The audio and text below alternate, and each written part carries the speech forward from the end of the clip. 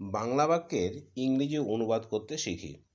এখন বাংলা বাক্যের ক্রিয়াপদের রূপ যদি তে ছিল, তে ছিলে, তে ছিলাম থাকে, তাহলে সেক্ষেত্রে ইংরেজি অনুবাদ কিভাবে করতে হবে একটি উদাহরণের মাধ্যমে দেখা যাক। যেমন, বাজারে মাছ 100 টাকা কেজি দরে বিক্রি হচ্ছিল। তাহলে এই বাক্যটাকে যদি আমরা ইংলিশে অনুবাদ করি, তাহলে আমাদের এখানে সাবজেক্ট হলো মাছ।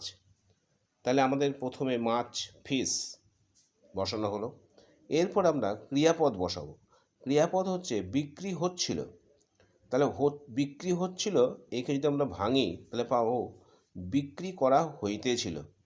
তাহলে এই হইতেছিল মানে তে ছিল যে রূপটা রয়েছে, তার জন্য আমরা ভার্বের পাস্ট কন্টিনিউয়াস ফর্ম অর্থাৎ ওয়াজ এবং ভার্বের সঙ্গে আইএনজি যুক্ত এটা আমরা ব্যবহার করব। তাহলে আমরা ফিশের পর ব্যবহার করব ওয়াজ সেলিং। এরপরে কত টাকা কেজি দরে বিক্রি হচ্ছিল, না 100 টাকা কেজি দরে। তাহলে সেটাকে আমরা ইংলিশে লিখব কি, অ্যাট 100 রুপিস পার কেজি। এরপরে কোথায় বিক্রি হচ্ছিল, না বাজারে, ইন দ্য মার্কেট। এইভাবে আমরা বাংলা বাক্যের ইংরেজি অনুবাদ করতে পারি পাস্ট কন্টিনিউয়াসের ফর্মের মাধ্যমে।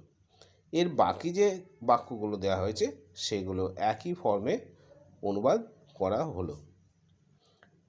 এখন আমাদের এই পাস্ট কন্টিনিউয়াসের যে বিভিন্ন রূপান্তরগুলো সেইগুলো আমরা আরও বিগত 3-4 দিন ধরে ক্লাস দিচ্ছি, সেগুলো একটু দেখে নিলে আরও বিষয়টা পরিষ্কার হয়ে যাবে। আজকে এই পর্যন্ত, আবার পরের দিন অন্য ক্লাস নিয়ে আসবো।